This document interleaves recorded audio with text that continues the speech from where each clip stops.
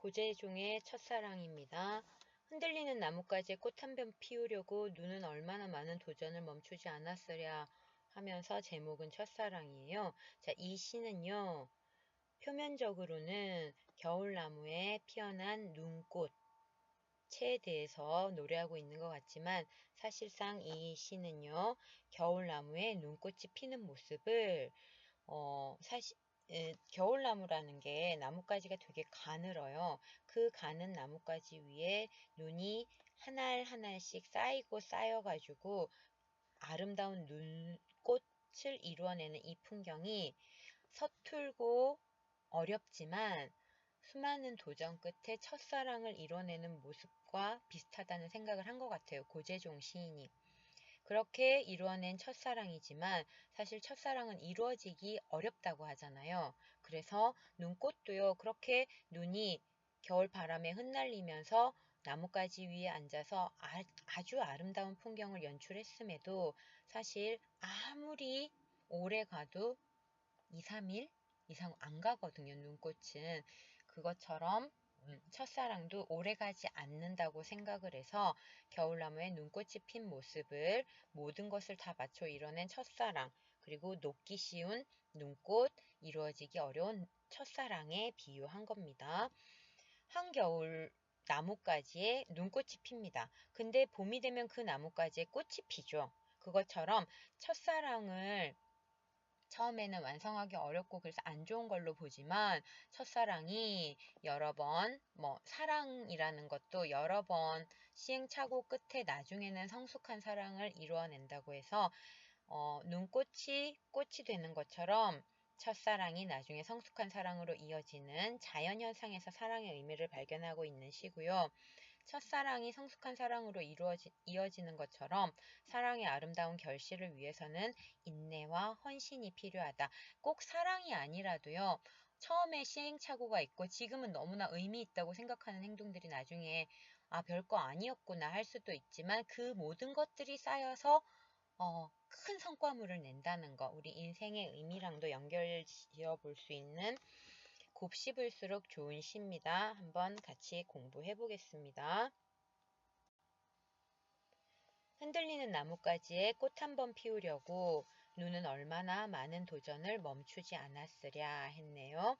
자, 처음부터 이 겨울 나뭇가지에 핀 눈꽃을 첫사랑에 비유하고 있다고 했기 때문에 눈은 나뭇가지에 첫사랑을 피우려고 하는 주체가 되고 그렇다면은 흔들리는 나뭇가지는 첫사랑의 대상이 되는 거죠.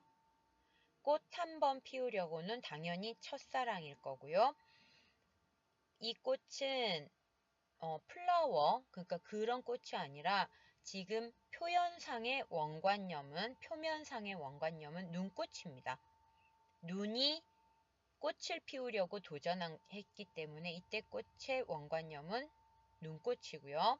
그 다음에 그 의미는 첫사랑이 되는 거예요. 흔들리는 나뭇가지에 꽃 한 번 피우려고 눈은 얼마나 많은 도전을 멈추지 않았으랴 할 때 눈은요. 사랑의 주체가 되겠죠. 자, 얼마나 많은 도전은 세 가지 도전이고요. 밑에 나옵니다. 멈추지 않았으랴는 멈췄습니다. 안 멈췄습니다. 라고 대답을 해줘야 돼요. 아니죠. 대답을 요구하지 않는데 의문형으로 진술해서 어떤 것을 강조하는 거 서리법입니다. 이때는 뭘 강조하냐면 멈추지 않고 한 도전을 감탄하고 예찬하는 걸 강조하고 있습니다. 여기까지 1년의 내용은요. 눈꽃을 피우기 위한 눈의 도전입니다. 그것에 대한 감탄이고요. 2연 가겠습니다. 2연은요. 싸그락싸그락 두드려 보았겠지 하고 눈이 흔들리는 나뭇가지에 눈꽃을 피우기 위해서 한 도전 첫 번째입니다. 싸그락싸그락은 눈이 내리는 소리예요. 눈이 나뭇가지에 부딪히기도 하고 땅에 닿기도 하고 하는 소리. 눈이 내리는 소리니까 의성어가 되고요. 이렇게 의성어를 사용하면 시에 어떤 성격이 생기냐면은 청각적이 됩니다. 두 번째, 남분분 춤추었겠지. 남분분은요, 눈이 흩어지는 모양이고요. 눈이 흩어지는 모양은 의태어입니다. 의태어니까 당연히 시각적인 효과가 생기겠죠. 그 다음 보았겠지, 춤추었겠지, 뒤에 똑같은 게 반복이 되네. 이렇게 문장의 마지막이 동일하게 반복되는 거. 한 문장 한 문장에서 두 문장만 있으면 돼요. 두 문장만 있으면 들어갈 수 있는 보기가 생깁니다. 가군을 통해라는 게 됩니다. 가군을 사용하여 리듬감을 형성하고 있다. 5고요. 미끄러지고 미끄러지길 반복법이네요. 이렇게 미끄러지는 거는 실연이나 역경이죠. 눈에게 있어서 나뭇가지, 그 가는 나뭇가지 위에 앉는 것은 힘들었을 거예요. 그렇게 앉으려다가 미끄러지고 나뭇가지 위에 내려앉으려다가 미끄러지기를 수백 번.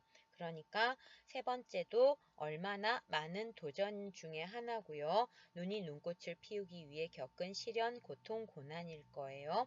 이런 것들이 쌓여서 이런 도전 끝에 노력과 도전입니다. 눈꽃을 피우기 위한 눈의 헌신적 도전과 노력 끝에 다음 페이지 넘어가겠습니다. 3년 들어가겠습니다. 바람 한 자락 불면 휙 날아갈 사랑을 위하여 그랬네요. 이때 사랑은 원관념이 눈꽃일 거고요. 눈꽃은 쉽게 바람 불면 날아가 버려요. 또 봄이 되면 녹아 버려요.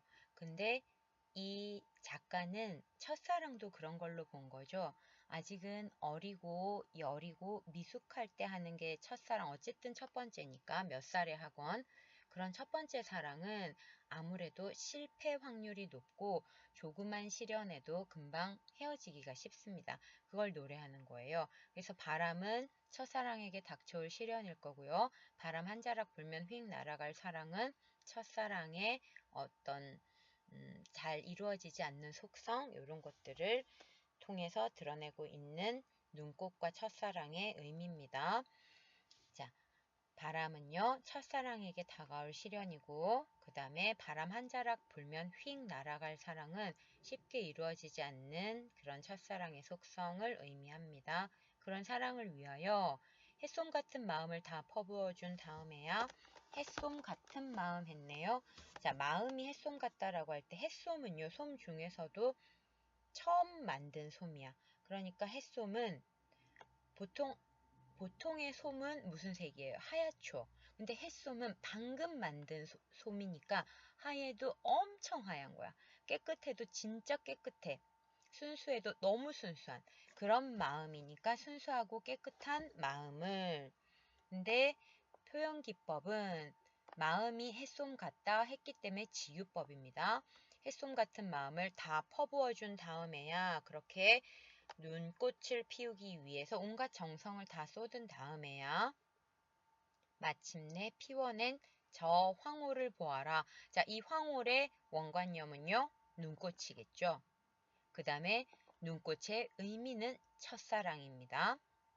헷갈리지 마시고요. 황홀을 보아라 했습니다. 자, 보아라는요, 문장 종류는 명령문입니다.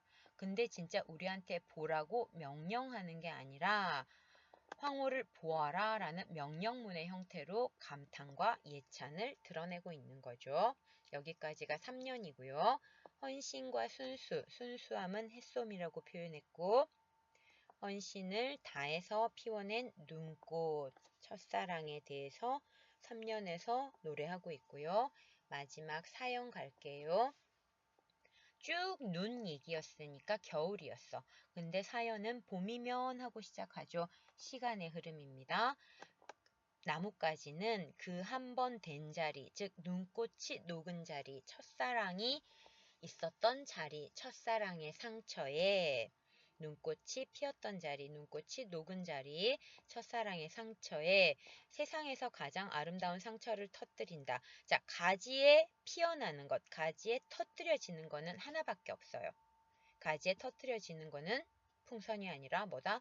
꽃이죠. 이때 세상에서 가장 아름다운 상처는 원관념이 100% 봄꽃입니다. 그리고 첫사랑이 지나간 다음에 그 상처를 딛고 다시 새로운 사랑을 만났다면 그거는 성숙한 사랑. 근데 아름다운 상처라는 말이 표현 기법이 사용됐어. 아름다운 건 좋아, 나빠? 응, 좋죠, 좋죠, 좋죠. 아름다운 거 나쁘다고 하면 그것도 그치? 아픈 거야. 그 다음에 상처는 좋아, 나빠? 나빠요. 나쁜 것과 좋은 것은 양립할 수 없는데 양립시켜놔서 모순되는 형용 방법. 모순 형용이라고 하고 우리 쉽게 역설법이라고 하죠. 역설법 사용하는 이유는 강조하려고. 뭘 강조한다? 비록 상처이긴 하지만 이런 상처들이 있을 때 아름다운 결과물을 낼 수 있다. 여러분 인생에서 이걸 느끼는 일이 많을 거예요. 사랑이 아니라 나머지 모든 것들도요. 지금 당장 상처인 것 같은 것들이 나중에 훈장이 됩니다. 지금 당장의 상처에 어떤 결론을 내리면 안 돼요.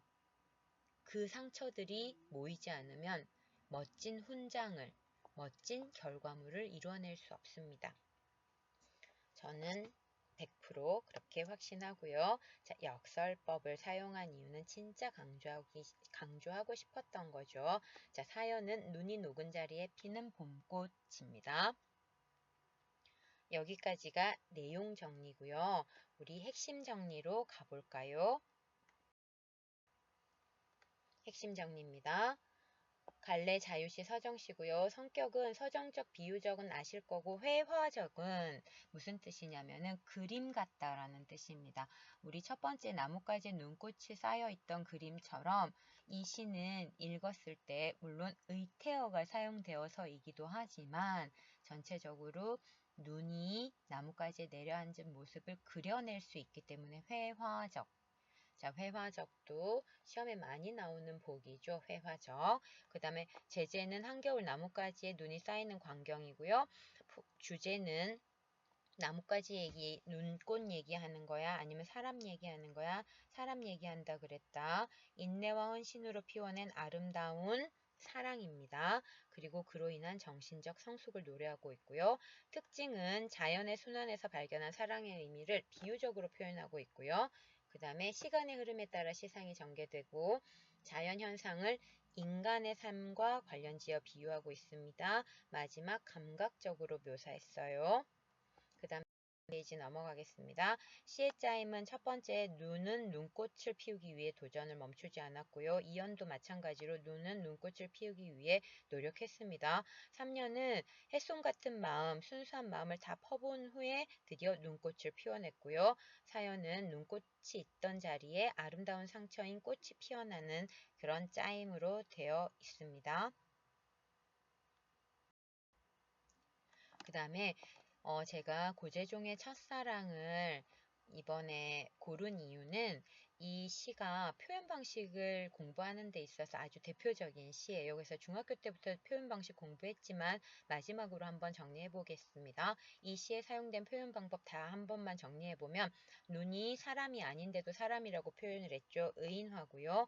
눈입니다. 이 시의 표현 방법이 나타난 부분 챙겨두시고요. 두 번째, 같거나 비슷한 단어나 어구를 반복했으니까 반복법. 싸그락 나왔고요. 미끄러지고 미끄러지길 반복법입니다. 그 다음에 세 번째, 원관념과 보조관념 사이에 유사성이 있는데 그것을 암시적으로 숨겨서 직접이 아니라 암시적으로 표현하는 거 은유법이고요. 표현법 나타난 부분 챙겨두세요. 넘어가겠습니다. 아까처럼 원관념과 보조관념 사이에 비슷한 게 있는데 암시적인 게 아니라 같이, 같은, 처럼, 듯이, 양 등의 말로 연결해서 직접 비유하는 게 직유법입니다. 햇솜 같은 마음이죠. 그 다음에 겉으로는 불합리하고 모순되어 보이지만 합당한 진실을 담고 있는 표현 방식 역설법이고요. 세상에서 가장 아름다운 상처가 역설법, 그 중에서 아름다운 상처가 역설법입니다.